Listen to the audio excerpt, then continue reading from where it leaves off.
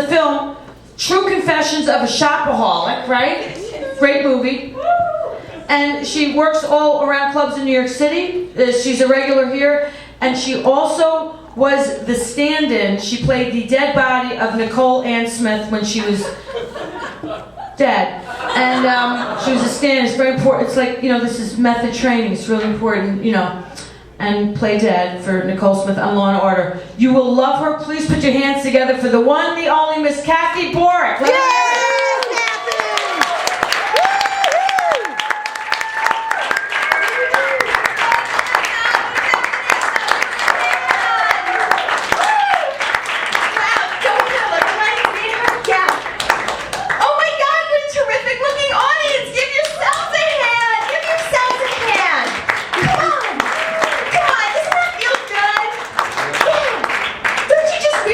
Follow you around all day like, give yourself a hand, you got on the bus using a Metro card all by yourself. Yeah. Okay, that's what I do. I feel really good energy right now because, and I think you might too, do you? Yeah. You're feeling it, right? You don't know, you can't see right. It's my magic peace sign. It's a peace sign. I was going to keep it for myself, but I'm sharing it with you all. Okay, because I'm not hiding anything from you. I'm an artist, I'm an open book right now. Okay, I didn't even plan to say that. You see what I'm saying? I'm not afraid to be raw and vulnerable. Okay? I don't have to calculate what I'm going to do to manipulate your minds to get you to feel a certain way about me, okay? I'm just abandoning my set.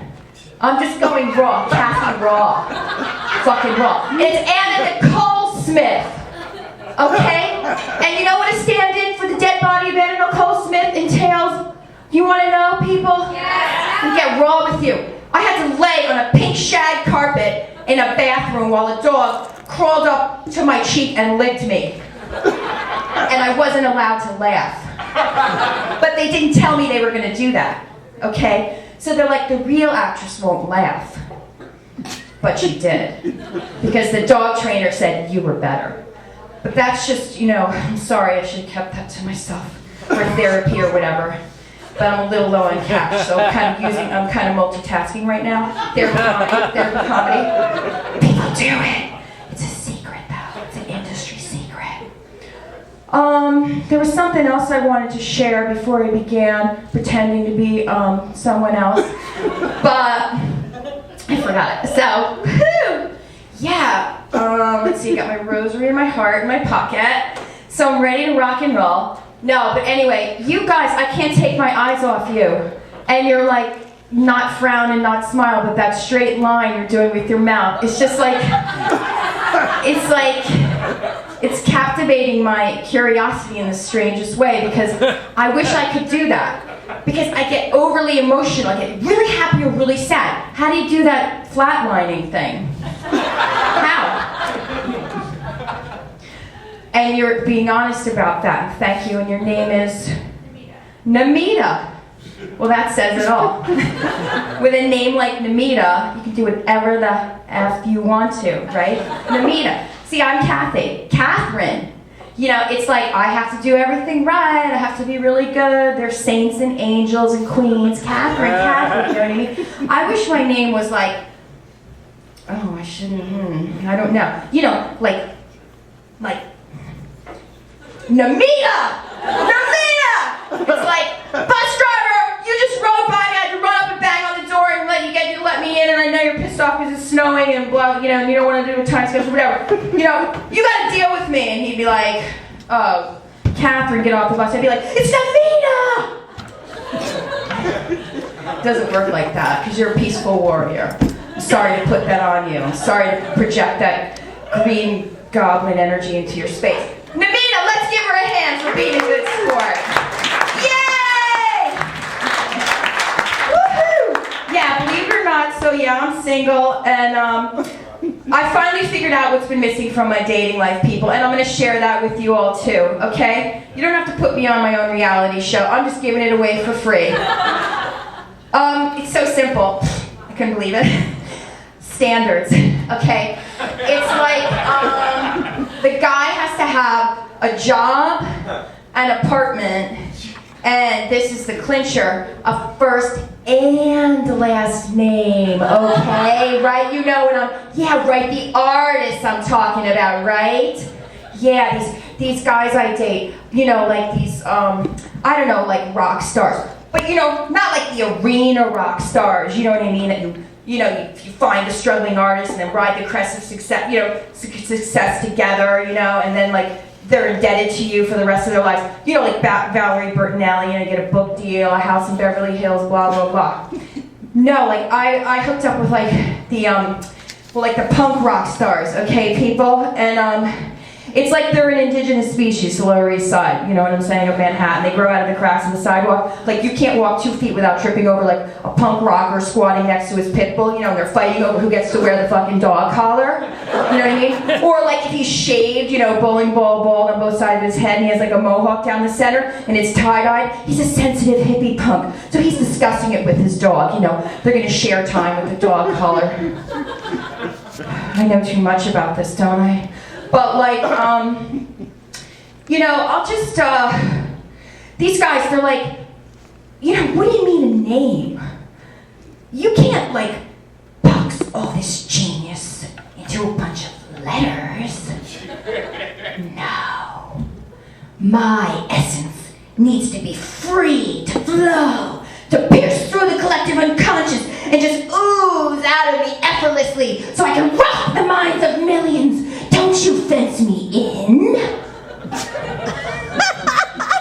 You know, I'm like, all right. I know it looks attractive, people. You girls know what I'm talking about. It's like hard to resist these guys. But like, you know, I'll just save you some time, buddy. If you're thinking of dating a punk rocker, like basically dating like a 45-year-old punk rock star is the equivalent of dating like, oh, I don't know, a 145-year-old man. Okay? They age in dog years, people. And the drugs are not a preservative. It's not pretty. And, you know, they get a lot of attention. They're used to it. So they can be a little arrogant, obnoxious. And this one guy actually, I think his name was like Fur. Or no, it was like, it's Sound. It was a sensation even. It wasn't even a name. It was a sensation or a feeling. Or an essence, that's right. He was an essence. Anyway, he was so obnoxious, he actually had a tattoo of a chip on his shoulder. Okay? So, yeah, wow, I'm getting a little winded because I'm feeling really connected to all of you at the same time. I don't know if that's legal in certain states. That has a sexual innuendo. But, like, I'm not going there. So I'm not, my act is really clean.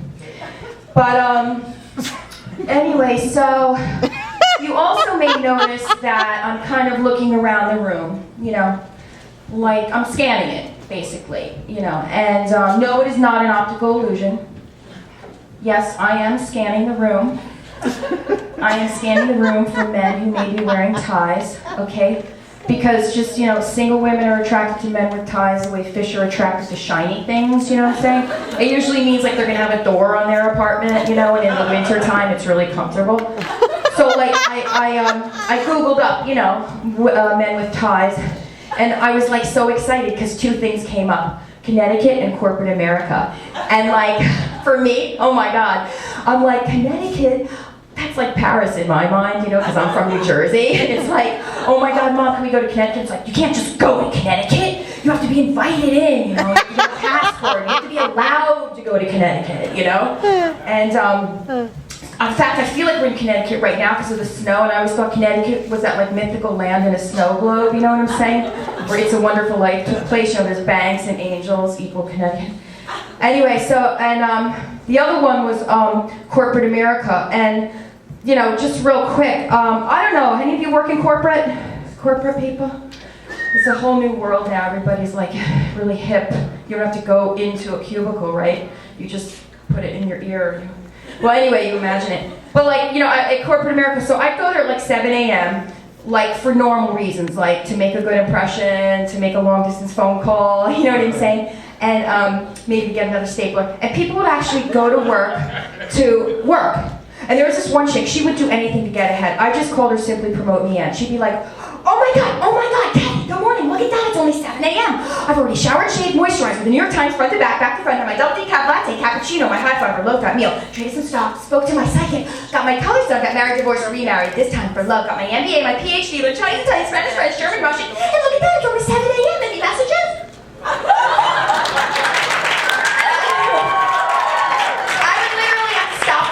I'm like, yes, Ann, there's 2. One for the Betty Ford Clinic, one for the time management workshop. I don't know which came first. You take them and both and decide. All right,